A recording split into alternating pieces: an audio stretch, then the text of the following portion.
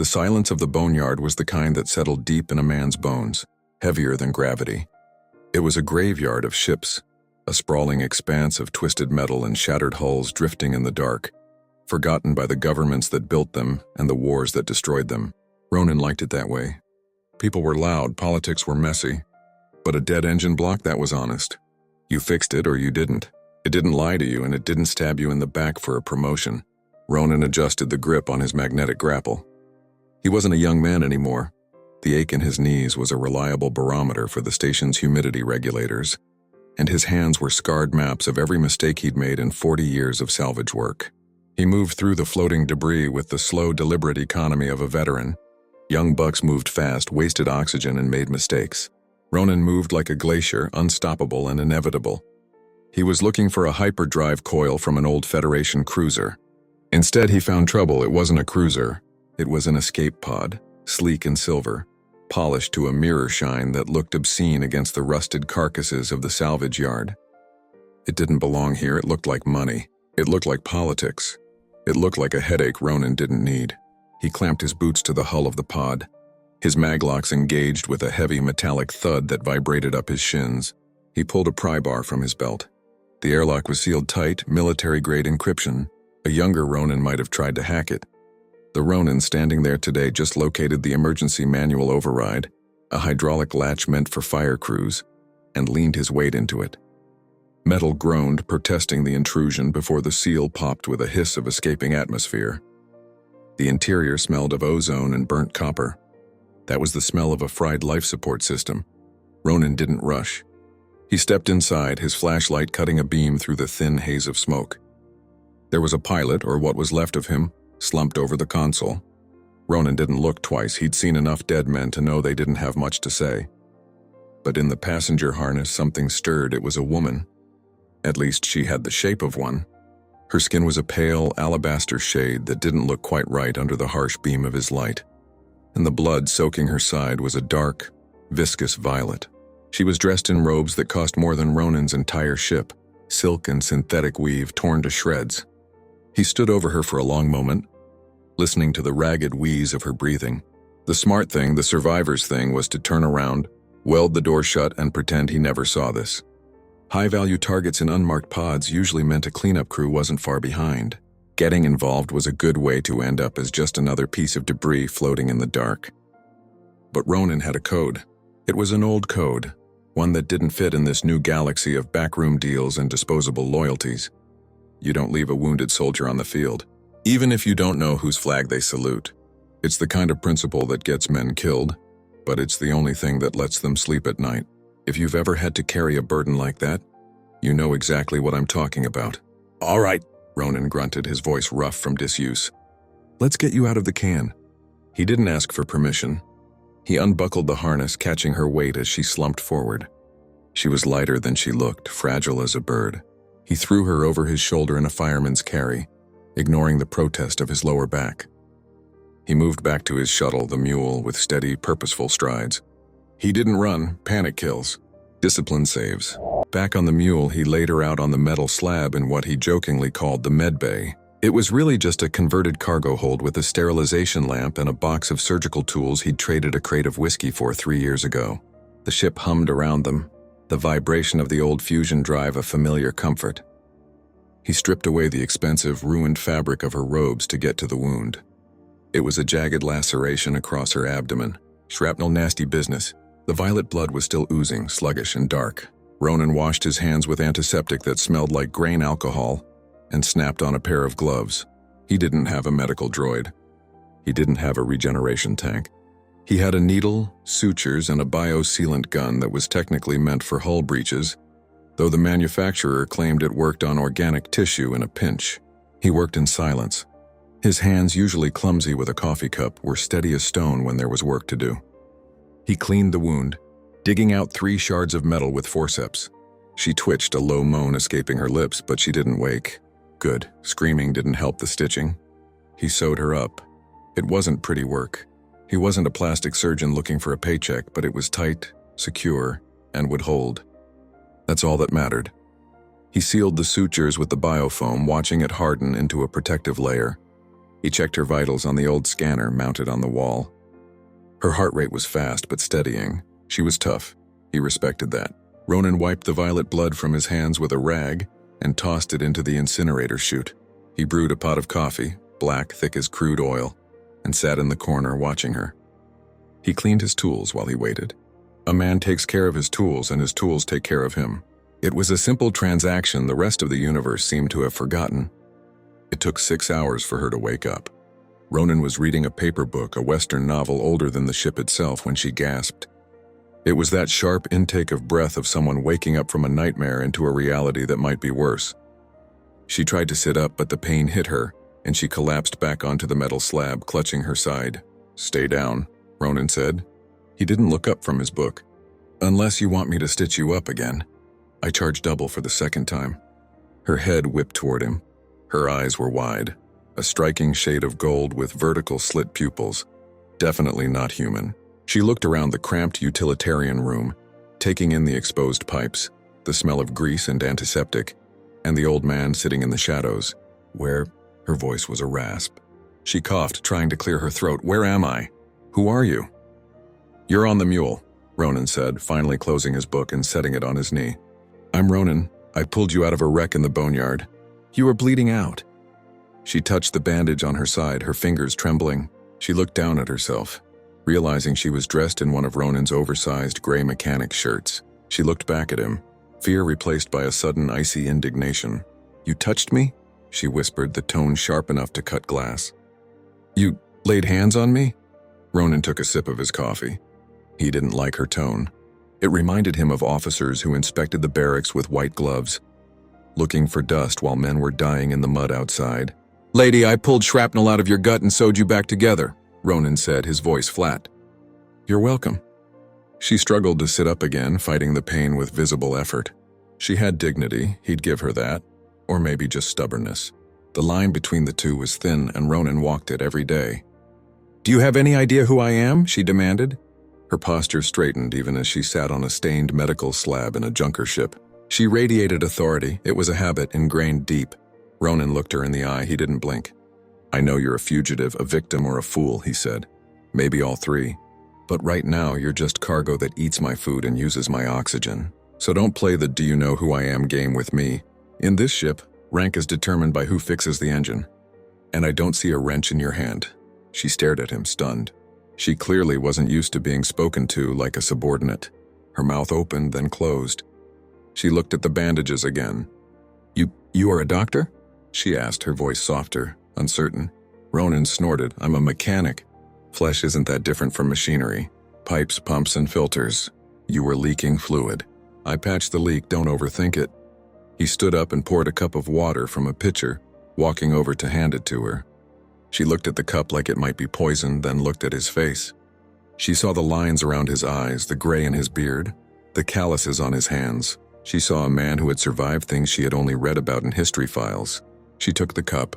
Her hands brushed his. Her skin was cool, his was rough and warm. "Thank you," she said stiffly.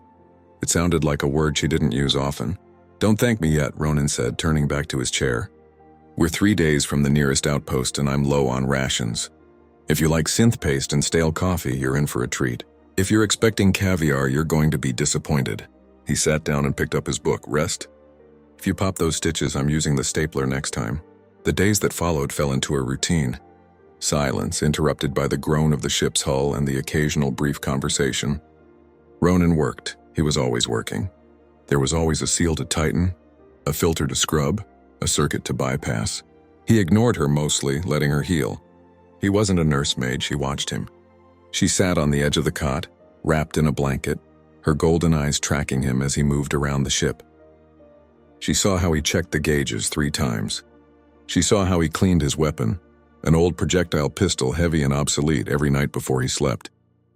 She saw the discipline. "Why do you live like this?" she asked on the 3rd day. Ronin was welding a bracket on the bulkhead. The air smelled of hot metal. "Like what?" Ronin didn't look up. Alone in the dark, scavenging from the dead, Ronin cut the torch. He lifted his welding mask, wiping sweat from his forehead with his sleeve. He looked at her. "It's honest work," he said. "Dead men don't lie. They don't make promises they can't keep." Out here you get exactly what you earn, no more, no less. Is that enough for you? It's quiet, Ronin said. I like quiet. You could have left me, she said. It wasn't a question. It was a statement she was trying to understand. It would have been easier. Safer. Ronin looked at the welding torch in his hand. He thought about the squad he'd lost 30 years ago on a mudball planet in the Outer Rim. He thought about the orders to retreat, and the men left behind because the command ship didn't want to risk a pickup. He thought about the silence that followed. Easier isn't better, Ronin said. His voice was low, vibrating with the weight of old ghosts. A man is defined by what he does when no one is watching. You leave a person to die, you leave a piece of yourself behind too. Do that enough times, and there's nothing left in the mirror but a hollow shell. I've seen men like that. I don't intend to be one. He looked at her, his gaze hard. Now are you done with the philosophy lesson? I have work to do. There's a lesson there for anyone willing to listen. In a world that tells you to look out for number one, standing by your code is the only rebellion that matters. If you understand that, then you're already part of the crew. By the 5th day, she was moving around. She was weak, but the violet color was returning to her cheeks, or at least the alien equivalent of a healthy flush. She started asking questions about the ship, about navigation. She was sharp, too sharp. We are off course, she said, looking at the navigation console Ronin had left active. We're avoiding the trade lanes, Ronin said, stepping into the bridge. He had a tray of food, heated protein blocks. Patrols are heavy this sector.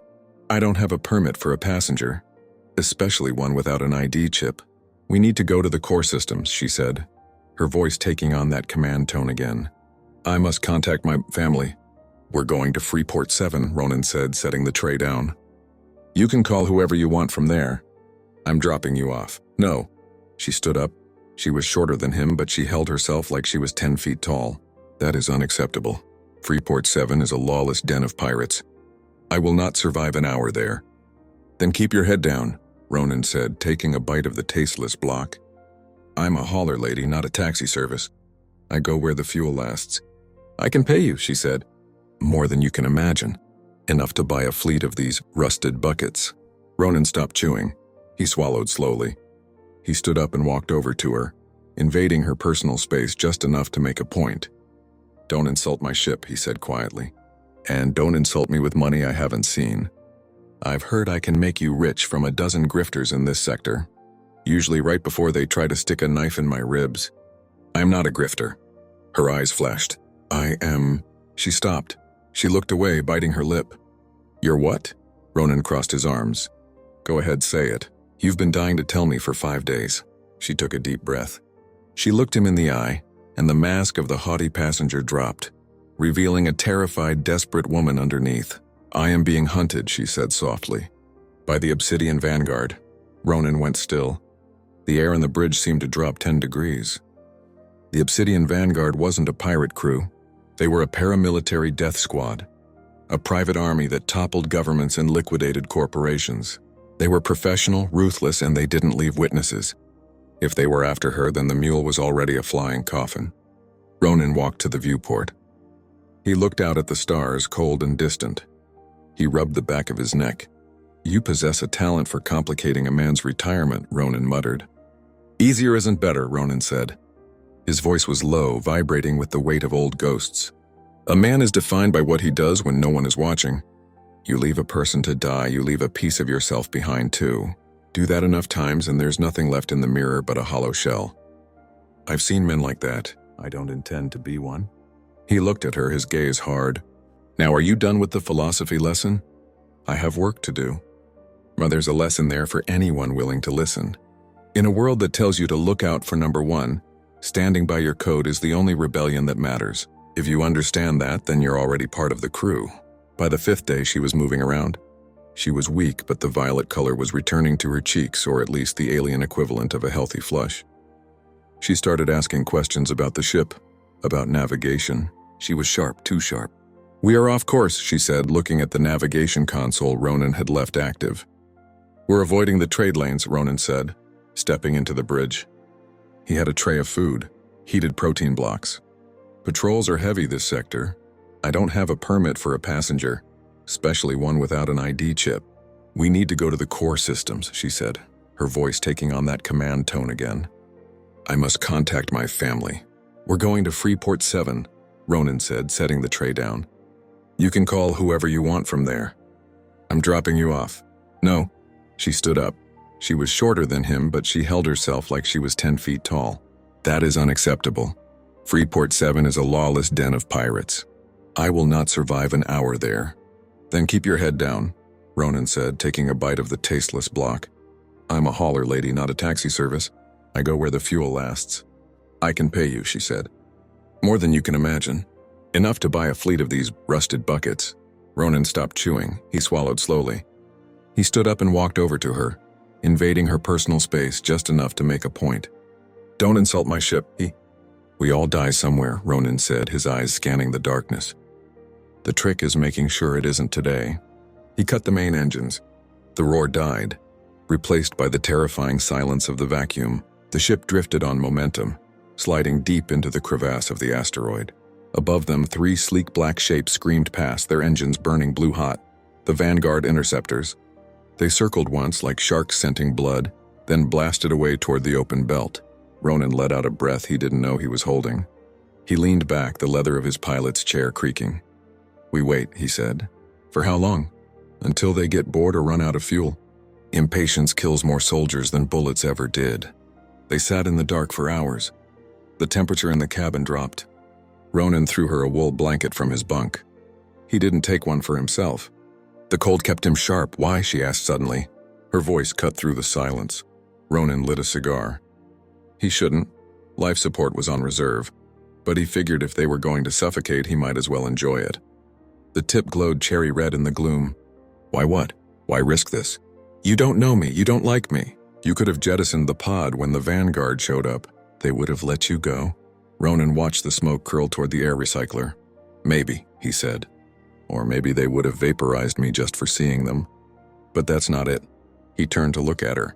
In the dim light of the instrument panel, his face looked like it was carved from granite. "I took a contract," Ronin said, "not on paper. But when I pulled you out of that wreck, I made a deal with myself. I get you to safety, I don't break deals. The world is full of men who bend with the wind. I promised myself a long time ago I'd never be one of them. If you can't rely on your own word, you have nothing." She stared at him, studying him with those alien golden eyes. For the first time, the imperious mask was completely gone. She looked humbled.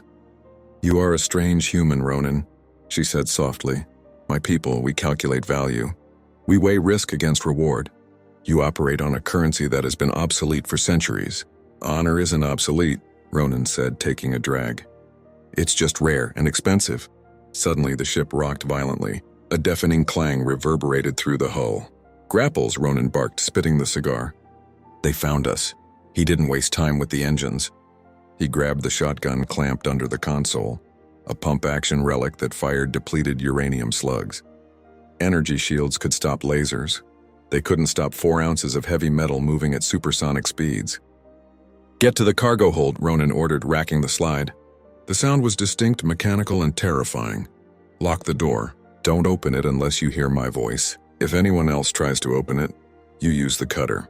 He tossed her a plasma torch. "What are you going to do?" she asked, catching the tool. "I'm going to explain to them why they should have stayed home." Ronin moved to the airlock. The Vanguard had latched onto the hull and were cutting through. Sparks rained down as the door turned molten orange. Ronin stood in the hallway, the shotgun resting easy in his shoulder. He wasn't afraid, the fear was gone. There was only the cold clarity of the fight. The door blew inward, smoke filled the corridor. 3 figures in matte black tactical armor stormed in. Weapons raised. High-tech, efficient, deadly. Ronin pulled the trigger. The boom was thunderous in the confined space. The lead boarder flew backward, his armor shattered. Ronin pumped, fired. Pumped and fired. It was a rhythm of violence, brutal and simple. The Vanguard were expecting energy weapons. They weren't ready for brute force. But there were too many. A laser bolt caught Ronin in the left shoulder, spinning him around. The pain was a white-hot lance, searing and immediate. He grunted, slamming his back against the bulkhead. He dropped to one knee, firing one-handed now. He dropped another attacker. Silence fell. The corridor was choked with smoke and the smell of ozone and blood. Ronin wheezed, clutching his shoulder. His hand came away slick with red. He tried to stand, but his legs felt like lead. He'd lost blood, too much blood. The old wounds from the war were singing in chorus with the new one. The airlock to the cargo hold hissed open. "I told you to stay inside," Ronin growled, his vision blurring at the edges. The woman stepped out. She wasn't holding the plasma cutter. She was holding herself upright, her eyes glowing with a terrifying, luminous intensity. She walked past Ronin, stepping over the bodies of the Vanguard commandos like they were trash. "They are not the only ones here," she said. Her voice had changed. It wasn't the rasp of a victim anymore. It was a resonant harmonic that vibrated in Ronin's teeth. "The mothership has arrived. They are hailing us." Ronin struggled to his feet, using the wall for support. He followed her to the bridge. Through the viewport, a massive shadow blocked out the stars. It was a Vanguard dreadnought. Enough firepower to crack a planet. "Game over," Ronin mumbled, sliding into the pilot's chair. He reached for the comms. "I'll try to buy you time." "Maybe I can ram the bridge." "No," she said. She reached out and placed her hand over his on the console. "No more fighting, Ronin. You have done enough." She tapped the communication key. A holographic face appeared, a Vanguard admiral sneering and triumphant. "Surrender the fugitive," the admiral demanded. "And we will grant you a quick death, scavenger." The woman stepped into the frame. She didn't look like a refugee anymore. She looked like a statue of judgment. She spoke one phrase in a language Ronin didn't understand, but the tone was unmistakable. It was a command. The admiral's face went slack. He paled, his eyes widening in absolute horror. He cut the feed instantly. Outside, the dreadnought didn't fire. It turned. The running lights shifted from red to green. It began to back away, dipping its prow in a gesture of submission. Ronin stared at the retreating ship, then up at the woman. His head was swimming. The pain in his shoulder was a distant throb now, overtaken by a heavy gray fog encroaching on his mind. "What?" Ronin slurred. "What did you say to them?" She turned to him. A sad, gentle smile touched her lips. "I told them that if they scratched the paint on this ship, I would burn their entire lineage from the history books." She walked over to him, her robes rustling.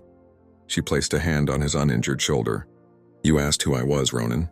I am not a courier. I am Talverchar, Empress of the Seven Systems, Keeper of the Void Gate, and Sovereign of the Reach." Ronin blinked. He processed the words slowly. Empress. The woman who ruled half the known galaxy. The woman whose face was on every credit chip he'd ever spent, though he'd never looked closely enough to notice. "You," Ronin swayed. "You're the Empress." "Yes. And I made you eat synth-paste." "It was educational," she said, a hint of amusement in her eyes. "You saved me, Ronin, not because of my title, but because it was right. The Empire owes you a debt it can never repay." Ronin looked at her. He looked at the bodies in the hall.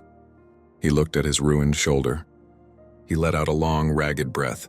The adrenaline that had been holding him together since the Boneyard finally evaporated. "That's great," Ronin muttered, his eyes rolling back. "Just don't tell anyone I stitched you up with hull sealant." The floor rushed up to meet him. He didn't feel the impact. He was out before he hit the deck. When he woke up, the air smelled expensive. Not sterile, but clean, like rain and lavender. The sheets were silk. Ronin opened his eyes. He was in a hospital room, but it looked more like a palace suite. Sunlight, real sunlight, not UV strips, streamed through a window that overlooked a gleaming city of white spires. He tried to sit up. His shoulder was bandaged, but the pain was gone, replaced by the dull itch of high-end cellular regeneration. The door opened. She walked in. She wasn't wearing the torn robes or his mechanic's shirt. She was wearing gold and white armor, a crown floating just above her brow. She looked terrifying. She looked regal. She walked to the bed. "You slept for 3 days," she said. "Where's my ship?" Ronin asked. His voice was gravel. "In the royal hangar. It has been repaired, refueled, and I took the liberty of upgrading the navigation computer. You will not need to fly blind through asteroid fields again." Ronin swung his legs over the edge of the bed. He felt stiff but alive. "I didn't ask for upgrades," he grumbled. "Consider it payment for the synth-paste," she replied. She reached into her pocket and pulled out a small, heavy object. It was a medallion stamped with the Imperial crest, and this the Star of Valor. It comes with a title, a pension, and an estate on the capital world. Ronin looked at the metal. He didn't take it. "I'm not a lord, lady," Ronin said, standing up. He found his old clothes folded on a chair. Clean, mended, but his. "I'm a mechanic. I belong in the Boneyard, not in a palace." You belong where you are needed, she said. And men like you are needed everywhere. Ronin pulled on his boots. He stood up and faced her. The Empress of the galaxy stood toe-to-toe with a scavenger from the outer rim. Keep the medal, Ronin said, and keep the estate. Just clear my docking fees and give me a head start before the paparazzi show up. She stared at him, then slowly closed her hand over the medal. She nodded. It was a nod of respect from one warrior to another. As you wish, Ronin, but know this. As long as I reign, the mule flies under my protection. Any port, any system, you are a friend of the throne. Ronin picked up his jacket. He paused at the door. I'm not a friend of the throne, he said, looking back. I'm just a guy who hates seeing good machinery go to waste.